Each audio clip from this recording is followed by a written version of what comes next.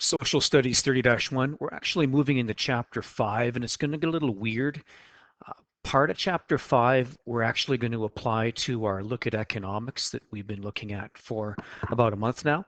But we'll actually later on use Chapter 5 as well to look at politics and combine it with Chapter 10. So bear with me. What I'm going to do in this lesson is just talk about communism in the former Soviet Union. And later on, we're going to evaluate whether it worked or it didn't work. And that'll actually culminate with the position paper. So if you printed off these notes, great. If not, you can take a look at them on the screen right now. I'm going to guide you through Soviet economic history, Lenin through current day Putin, but we're going to spend a lot of time highlighting the Stalin era as the peak of collectivization in the former Soviet Union. What we're going to do is we're going to use this part of Chapter 5 to study collectivization as an economic ideology. So we'll look at all these guys, but we're going to spend the most time on Stalin. Don't really need to know this right now.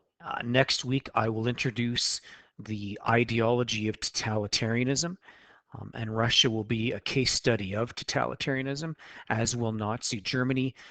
So you don't really need this today. I'll talk about this later. Same goes for this slide. This is the reasoning behind totalitarianism in Russia, the former Soviet Union, and why they rejected liberalism. Do want to spend some time on Lenin, though. Uh, you could say, well, I mean, it's a fact that Lenin did establish economic collectivization in the former Soviet Union. Um, Russia failed miserably in World War I, and actually by 1917, Russia left World War I altogether and immediately fell into a civil war after Lenin and the Bolsheviks overthrew the government and killed the Tsar.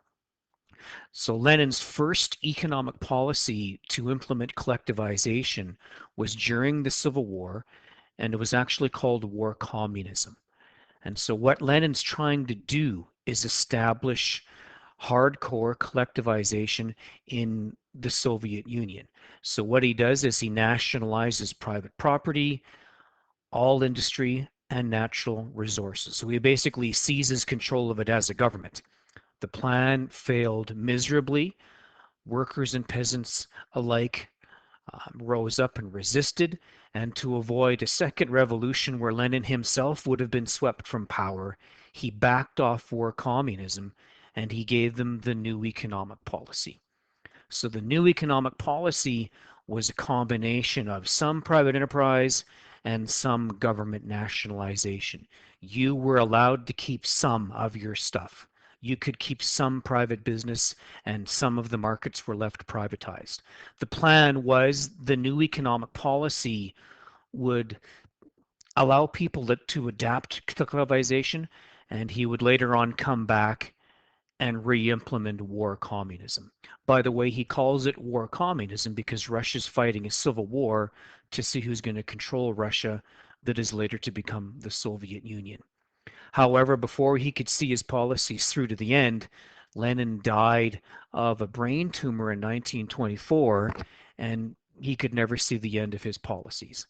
And right away, there is now a power vacuum between Leon Trotsky and Joseph Stalin, who you've probably heard of before. Stalin wins the showdown between Stalin and Leon Trotsky. And immediately, Stalin re-implements totalitarianism and forced collectivization of the economy.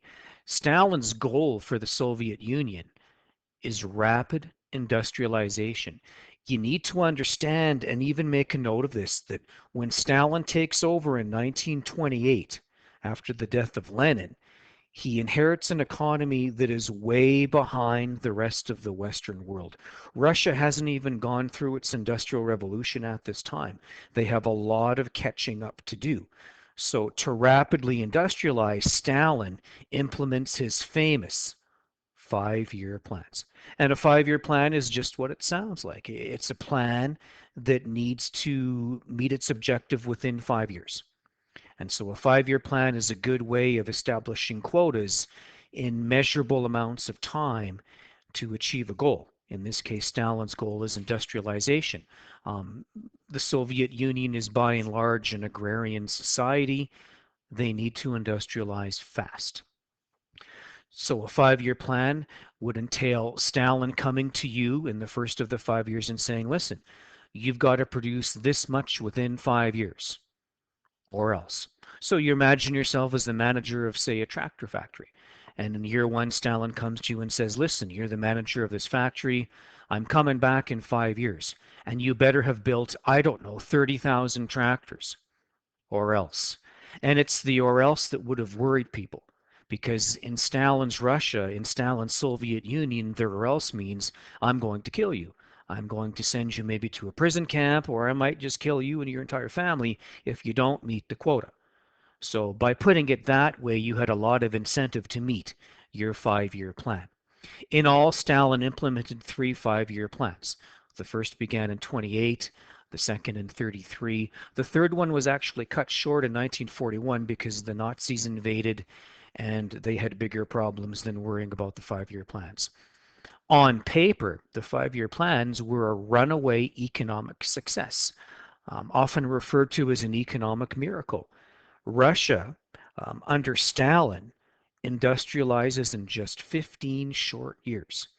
Um, they build tractors, they build factories, they mine coal, uh, etc. You'll read all kinds of articles about this later.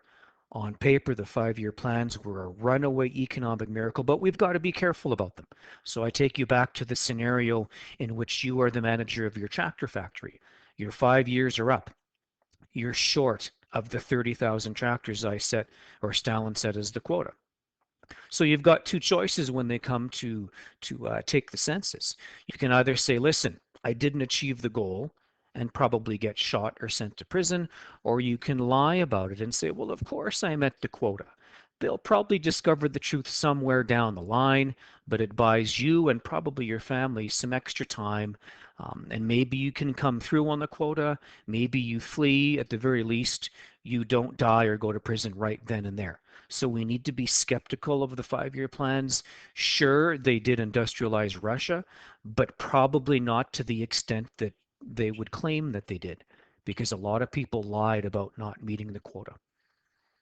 Forced collectivization is Stalin's second big important policy that you need to think of when you think of Joseph Stalin and collectivization in the former Soviet Union.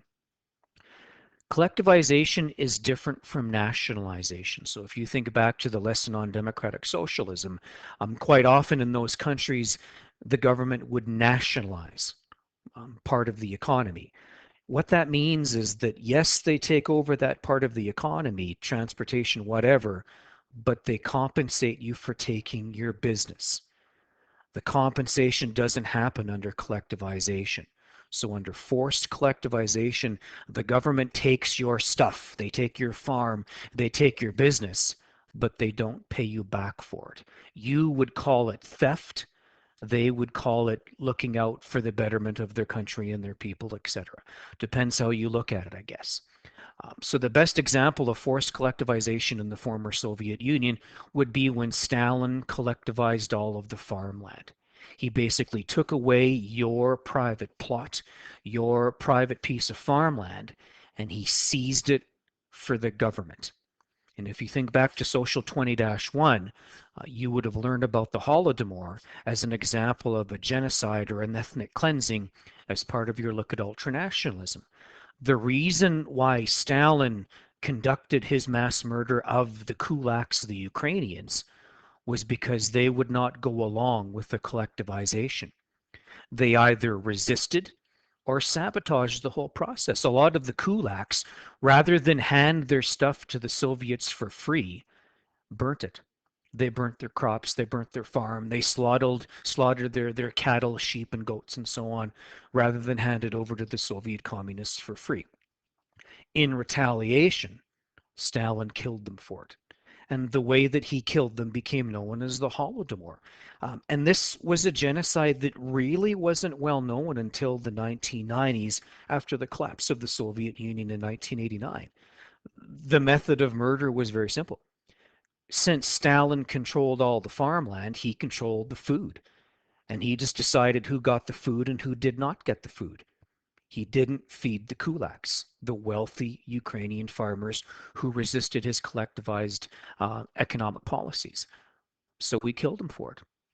He withheld food from the kulaks and they starved to death. I had read that at its peak in 1932, every 6 seconds, a kulak was dying of starvation, malnutrition, and the horrors that go with that. Don't want to get too much into that. That was more of a topic from 20-1, but you could use that as evidence when you evaluate collectivization and the Soviet brand of communism. You can come back to that later. After Stalin seized all of the private farms, he established these gigantic collective and state farms that were run and operated by the government. So if you were a farmer and you worked on a farm, you worked for the Soviet Union, you worked for the Soviet government on one of these collective or state farms. They were very poorly run because Stalin had murdered the very knowledgeable farmers with all of the technology, which of course were the kulaks. So that is item number 2 that I'd like you to think about when you think of Joseph Stalin. Forced collectivization and the horrors that went with it. So probably there's a theme beginning to emerge as he collectivized. I mean, sure, he improved the economy in some ways, but it came at a gigantic cost. People died, people were murdered, people were sent to prison camps. Item number 3, and this is more political than economic, but now is a good time to learn it. When you think of Stalin, you should also think of what is called the Great Purge. This also typifies Stalin's rule and reign of the Soviet Union. Whoops. Great Purge simply refers to the elimination of Stalin's political opposition. So using widespread terror tactics, the secret police, Stalin arrested, imprisoned, and murdered millions of people who resisted his rule, people who at the very least were suspected of resisting his rule, and a lot of them were guilty of nothing than being in the wrong place at the wrong time, was more of a modern day witch hunt than anything. Stalin removed his political opposition. The two agencies that did this were the Cheka and the GPU. These were political agencies that conducted this mass terror, the arresting, the imprisonment of millions of people. By the way, you'll see the word gulag a lot when you look at Stalin's Soviet Union. A gulag was a forced labor camp. So if they didn't kill you for doing something wrong or they perceived to be wrong, you were sent to a gulag. The average prison sentence in gulag was 5 years. I had read the annual death rate in a gulag was 20% a year, meaning that a 5 year prison term in a gulag probably meant that you were going to die in the gulag, a forced labor camp. These other things we'll talk more about when we look at this through a political lens. Just know that Stalin died in 1953 of a stroke. Millions mourned at his funeral. Little did they know. Here are some digits regarding the 5 year plans. The first 5 year plan was emphasized on heavy industry, coal, oil, iron, steel, and electricity. Again, he's trying to make them an industrialized nation. And you know what? That first 5 year plan does work. They do become a leading industrialized nation. The Soviet Union is very abundant in natural resources. They just hadn't begun to harvest and manufacture these natural resources. So electricity triples, coal and iron output double, increases by 1/3 steel production. The downside, the economy wasn't really growing that fast, and in some ways was even in decline, and there was a shortage of consumer products. So everything, all of the energy economically went in to heavy industry. Very little, if any, was put into consumerism. So, for example, you couldn't buy a radio because they didn't make them. You couldn't buy a car because they just weren't making them. They were making tractors and focusing on heavy industry. So that comes at a big cost for the average consumer. But they do industrialize. Term you're going to hear about a lot when we look at the Soviet economy and read about it is Gosplan. Gosplan was just a committee, an agency that planned the economy. So Gosplan was a state planning agency. They decided what are we going to make? Who are we going to make it for? What are we going to sell it for? How much money we're going to make from this product? So understand that in this economic system, there really is no private enterprise. Everything is owned and run by the government. And Gosplan was the agency of the government that decided things economically. Gosplan. After Stalin, along comes a guy named Nikita Khrushchev. He is famous for de-Stalinizing Russia. So he begins to close down the labor camps. He cuts down on and all of the mass terror tactics, etc.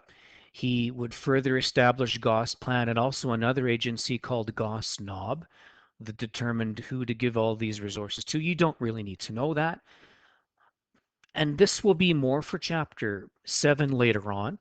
But under Khrushchev, he's going to tighten his grip over what are known as the Soviet satellites. And these are countries that the Soviet Union is beginning to absorb politically.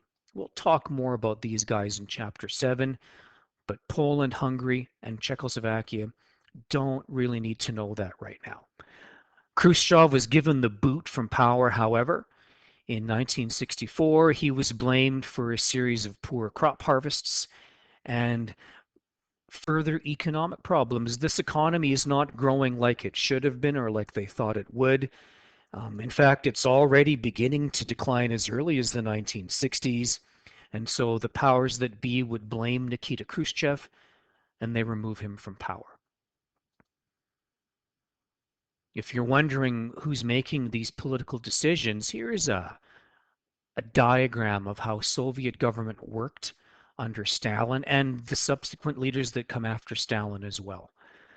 So the people in what they would call elections, but we would kind of snicker at. Soviet people would vote for local representatives. They called them local Soviets. We can't really call it a democratic election because they're all members of the Communist Party. There's only one political party allowed, and that is the Communist Party. They always seem to win these elections. But the people, Soviets, would vote for these local representatives, and they in turn would choose another branch, the Soviet of the Union and the Soviet of Nationalities, and these guys among themselves would choose what is known as the Politburo, and the Politburo would choose what is called a general secretary. Stalin was a general secretary. Khrushchev was a general secretary. So the people vote for one layer of government. That layer of government votes for the next layer of government. Those layer of governments choose the Politburo, which was about 12 men who came from very wealthy and prestigious backgrounds. And the Politburo would pick the next general secretary, who happened to be Stalin as the first one and Khrushchev as the next one. So on paper, it looks democratic, but it's not really. People have very little say in who is going to be their leader. And the only party you can vote for is the Communist Party. So that wouldn't really be democracy to us, but I guess they would have called it democracy. Next guy is Leonid Brezhnev. He's famous for re-Stalinizing Russia, bringing back the gulags, the mass terror tactics, but never to the degree that Stalin had them in the Soviet Union. He had really big eyebrows. But under Brezhnev by the 1960s and 70s, this economy's in serious trouble. The economy has already stagnated. It's virtually stopped growing. It's even beginning to contract on itself. It is completely stagnated. There are long lines for bread, and that's one of the things about communism, the Soviet planned economy. Yes, the government gave you food, clothing, and shelter, but the degree and amount wasn't like you would find in the Western Hemisphere. So all these people are waiting in line probably all day long to get their daily allotment of bread, vegetables, and meat. but they've got to wait all day long for it, and there's a very good chance it's going to run out before they get to the front of the line. So there is a profound shortage of consumer goods and basic necessities. Black markets spring up all over the Soviet Union. If you had the money and the connections, you could buy better things for your family, but you had to have those monies and connections. Very typical of the Soviet Union by the 1980s. The economy just wasn't working. Brezhnev actually died in 1982 and was actually succeeded by two leaders that come after him that really weren't there long and didn't do much of any influence. Um, they were Andropov and Sharonenko, but like I said, both of them died within a year or two of taking office. Not much to really say for them. The next big leader of the Soviet Union, the next general secretary, was Mikhail Gorbachev. And you've probably heard of him before. I'm sure you have. When Gorbachev takes over, the Soviet Union is in serious trouble. It's only a few years away from another revolution and complete economic collapse. As you can see, average GDP was less than 1%. A healthy economy needs to grow at least 2 or 3% per year. This one isn't even close to that. So Gorbachev, in order to save communism, is famous for two policies. The first one's glasnost. It's more political. We'll actually save that one for our look at Chapter 7 in politics. So don't worry about that one for now.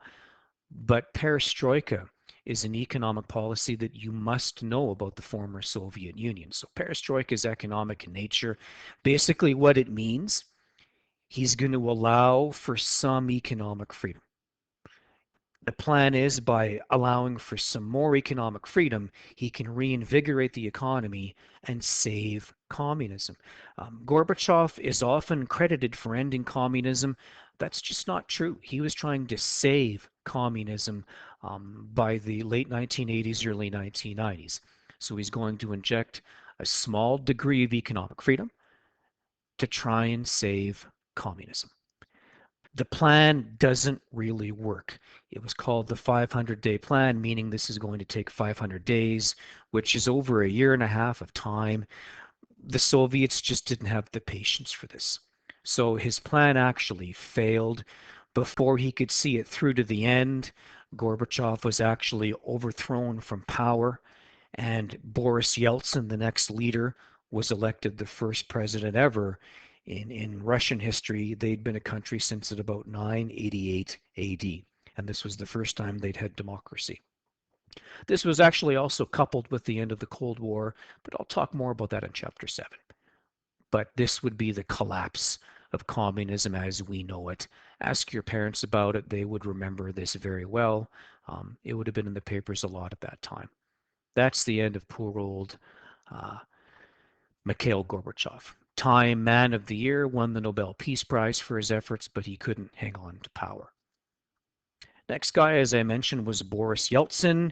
He completely privatizes the Soviet Union, or as it's known at this time, by this time, Russia. He ends communist price controls and completely privatizes the economy. He calls it shock therapy economics.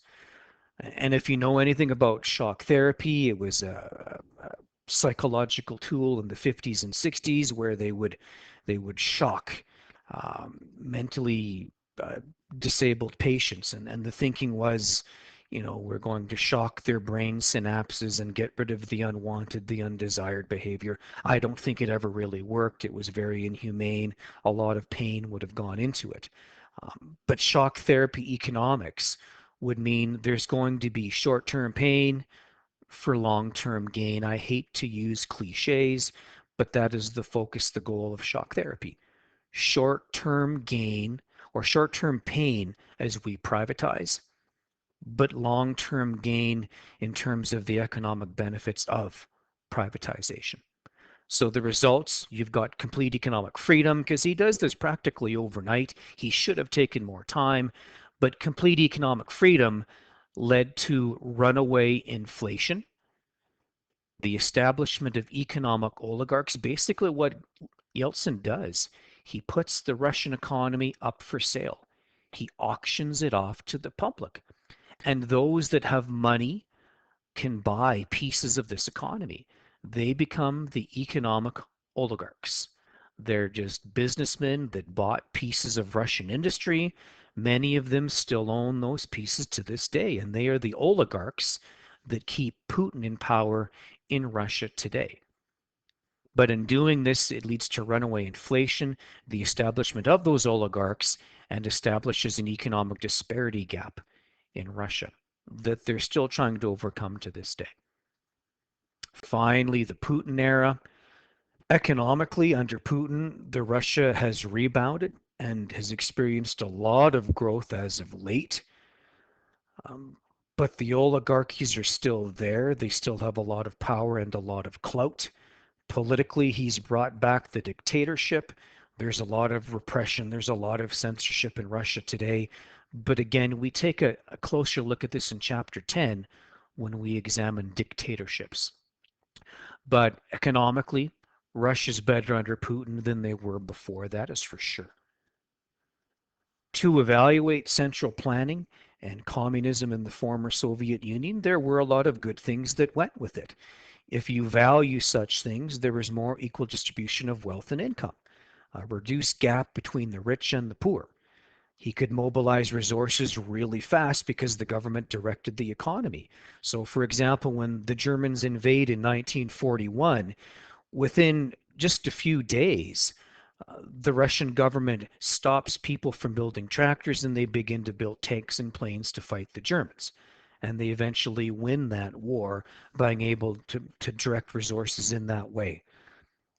One could argue that they're less prone to the boom and bust cycles in the business cycle because the government is controlling this economy.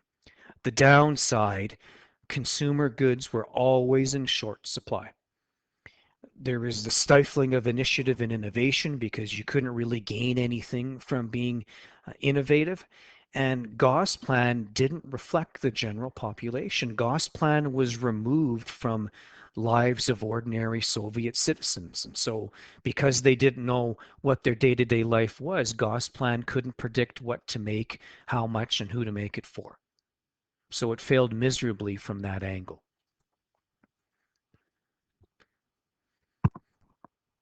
There was some short-term gain. So by rejecting liberalism in the former Soviet Union, some good things did come from it. They did industrialize really fast. They built up a military really quick so they could defeat the Germans. They completely avoided the Great Depression. However, it didn't last very long, and it came at a huge cost to people's quality of life. So I'm thinking about the Holodomor and what they did to the kulaks and the Ukrainians. I'm thinking about the millions of peoples that were purged and died in the gulags. The economy stagnated by the 60s anyway, and throughout its whole existence in the Soviet Union, there were always calls for democracy. People wanted liberalism, they wanted democratic reform the whole time. And that says a lot about the Soviet system of totalitarianism. So this slide could be used to evaluate the Soviet Union economically, but also politically too. And we're going to be doing that through the rest of the course. There were some short-term gains, but they didn't last long, and they were catastrophic in terms of the effect on people's quality of life. Here are some more stats to help you measure and evaluate the Soviet planned economy. You can see that between 50 and 73, 3.6 GDP, and that's a pretty good number. But by the mid 70s, the economy's begun to stagnate. Economic growth has slowed to just 2.93%. And by the time Gorbachev comes along in 85, their economy actually is in retraction. It's got a negative growth rate attached to it. Here's Russia today. So a bit of a hiccup in 2015, 2016 with the recession, and picked up again in 2017. Those are healthy economic growth rates today. But that's under Putin. This would be when they were practicing communism, economic collectivization. Another graph showing you the growth of Soviet GDP. And there's another one.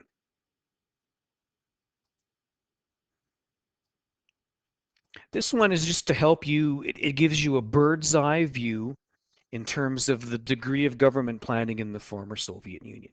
So under Lenin, war communism established a significant degree of government planning, of collectivism, but he backed off a bit under the new economic policy, and it was more of a moderate degree of government planning, intervention, collectivism. And then under Stalin, it goes kaboom. These are the Stalin years, collectivization, the 5 year plans, and so on. And then they begin to back off. Khrushchev, Brezhnev, Gorbachev resorts to perestroika, and then finally Yeltsin privatizes and Putin continues the privatization. So it shows you the evolution of collectivism in the Soviet Union. They tried it for a while, extreme government planning, but they couldn't make it work. They couldn't make it last, and eventually they had to abandon collectivism. And I guess you could say that says a lot about collectivism. It didn't work for the Soviet Union. Very good historical case study. There's the painting of the Holodomor. Again, that's something that you should take more um, when you think about Social 20-1. We're going to follow this up with a series of articles in which we evaluate using digits and stats Soviet communism, the degree of collectivism, and how in the end they just couldn't make it work. Thanks for listening.